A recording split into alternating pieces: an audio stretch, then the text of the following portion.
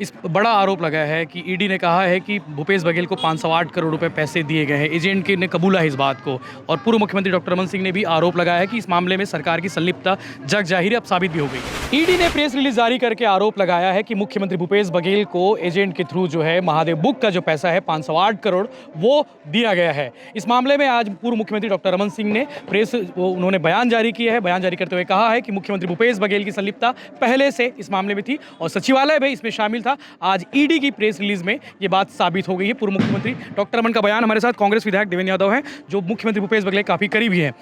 विधायक जी, देवेंद्र यादव प्रत्याशी भी हो सकता हूँ आपको। इस बड़ा आरोप लगा है कि ईडी ने कहा है कि भूपेश बघेल को 508 करोड़ रुपए पैसे दिए गए हैं। एजेंट के ने कबूला है इस बात को। और पूर्व मुख्यमंत्री डॉक्टर रमन सिंह ने भी आरोप लगाया है कि इस मामले में सरकार की संलिप्तता जग जाहिर अब साबित भी हो गई। देखिए, ऐसा है कि कल जब से ईडी ने रेड मारी, इसके बाद अलग अलग तरह की चीज़ें सोशल मीडिया में चलने लग गई। जिसके घर पे रेड मारी, जिसके यहाँ करोड़ों रुपए मिले, उसकी तस्वीरें कल रात से आज शाम तक रमन सिंह जी के साथ दिखती रही। भारतीय जनता पार्टी के यहाँ के सीनियर पार्षदों के साथ दिखती रही जो पूर्व मंत्री के करीबी हैं। और अचानक से ईडी की रिलीज आती है चुनाव के ठीक 10 दिन पहले, जो हमारे मुख्यमंत्री जी के ऊपर आरोप लगा रहे हैं। तो देखिए, ऐसा है, ईडी क्या कर रही है ये पूरी देश और पूरी भिलाई और पूरा छत्तीसगढ़ की जनता जानती है। और मैं आपके माध्यम से रमन सिंह साहब से ये सवाल करना चाहता हूँ कि भाई, अगर उस एजेंट की तस्वीर आपके साथ दिख रही है, आपके नेताओं के साथ दिख रही है, तो ये क्या माजरा है?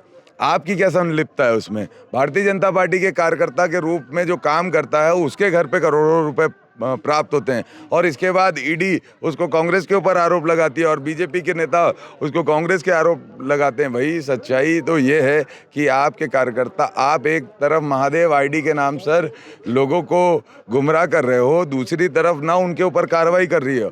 हमारी सरकार ने कानून बनाया, इसके खिलाफ लुकआउट नोटिस जारी किया। क्यों नहीं केंद्र की सरकार उनको, अपराधियों को पकड़कर विदेश से यहाँ लेके आ रही है? एक तो आप उनको विदेश में संरक्षण दे रहे हो, दूसरा आपके नेता उनसे पैसे ले रहे हैं, और तीसरा आप कांग्रेस पार्टी के ऊपर आरोप लगा रहे हो और हमारे नेता भूपेश बघेल के ऊपर आरोप लगा रहे हो। बिल्कुल गलत है, हम नहीं चाहेंगे इस बात को। कल मुख्यमंत्री भूपेश बघेल ने कहा था कि सीआरपीएफ के जवान आ रहे हैं बाहर से, उनकी जांच होनी चाहिए। और आज डॉक्टर साहब ने कहा है, पूर्व मुख्यमंत्री डॉक्टर रमन ने, कि इसीलिए डर था कि सीआरपीएफ वालों को रोका जाए, उन्होंने मांग की करके।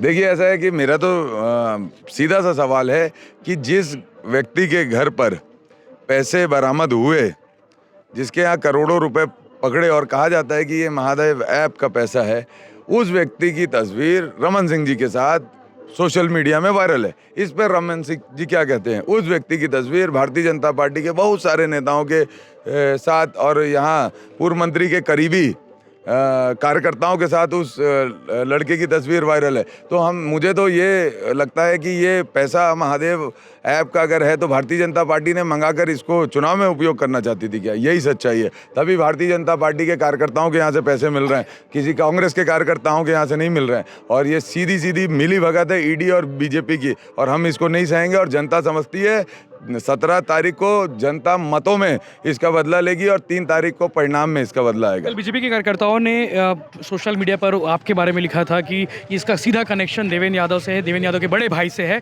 उन्होंने आपके साथ भी कुछ कनेक्शन जोड़े थे। असीम दास जो उर्फ बप्पा जो पकड़ा गया है, उस पर क्या कहेंगे? देखिए, ऐसा है, यही तो बात है।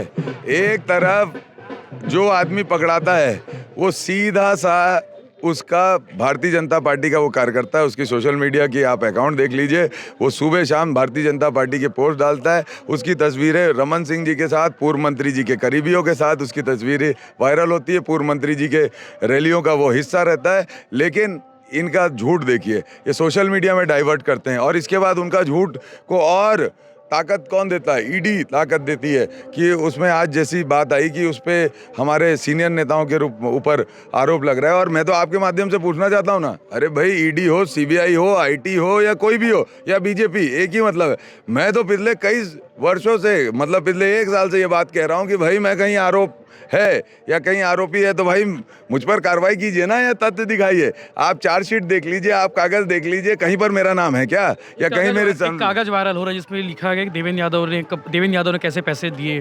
आप बताइए। तो भाई, वो खैरागढ़ का मैं चुनाव का प्रभारी था, उसको ये बताते हैं इन लोग। और आपके पास ईडी का भी तो कागज एक आया होगा जिसमें ये लिखा है देवेंद्र यादव के खिलाफ कोई प्रूफ नहीं मिल पा रहा है, लेकिन तब भी इसको हम इस विषय में रखना चाहते हैं। तो कहने की ये बात है कि प्रोपेगेंडा क्रिएट किया जा रहा है। भारतीय जनता पार्टी ज़मीन में चुनाव नहीं लड़ पा रही है, वो जनता के बीच में नहीं जा रही है, वो जनता के सुख दुख नहीं देखने जा रही है। उनके नेताओं का कनेक्शन जनता से पूरी तरह चला गया, लेकिन वो क्या ऐसे कर रहे हैं, वो केवल और केवल इस तरीके की चीज़ों से गुमराह कर रहे हैं। लगातार गुमराह किया गया लोगों को, और अभी तो इतना बड़ा ब्लंडर हो गया, इतना बड़ा ब्लंडर हो गया। 5 करोड़ रुपए लगभग हमने सुना है, अब कितना है वो आप लोग ज़्यादा जानेगा। 5 करोड़ रुपए लगभग भारतीय जनता पार्टी के करीबी, मतलब पूर्व मंत्री जी के बहुत ही करीबी, मैं तो खुला बोलूँगा बहुत ही करीबी नेता पार्षद हैं जो, उनके साथ उसकी तस्वीरें वायरल है। तो भाई ये ईडी का पैसा क्या भिलाई विधानसभा में चुनाव का इस्तेमाल करने के लिए पूर्व पार्षद ने अपने आदमी के यहाँ रखवाया था क्या? मैं तो ये आरोप लगाना था। जांच होनी चाहिए इसकी, बिल्कुल जांच होनी चाहिए। आज ये महादेव आईडी का इतना हल्ला मचाते हैं, सोशल मीडिया में पोस्टर बनाते हैं, घर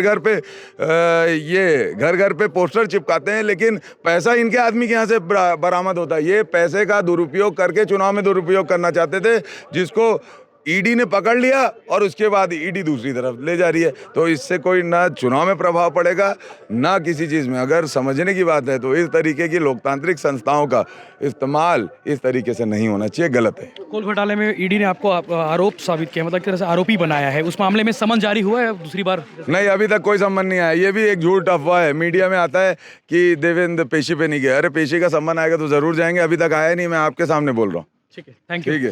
विधायक देवेंद्र यादव थे जिन्होंने सारे आरोपों पर बात की है, और पूर्व मुख्यमंत्री डॉक्टर रमन सिंह ने जो आरोप लगाया है मुख्यमंत्री भूपेश बघेल पर ईडी के मामले में कि ईडी की से जो है ईडी वालों की जो एजेंट पकड़ा गया है, जो एजेंट से उसने बताया है कि महादेव बुक का जो पैसा है सीधा मुख्यमंत्री भूपेश बघेल को 508 करोड़ रुपए दिए हैं। उस मामले में पूर्व मुख्यमंत्री डॉक्टर रमन सिंह का एक बड़ा बयान आता है। बड़ा बयान के बाद विधायक देवेंद्र यादव का भी बयान है। आगे जो भी होगा अपडेट हम आपको बताएंगे, लेकिन बयान जानना जरूरी था, इस पक्ष आना जरूरी था।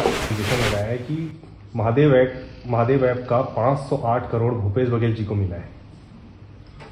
अब तो ये स्पष्ट हो गया कि 508 करोड़ रुपया महादेव ऐप का भूपेश बघेल के पास आया, और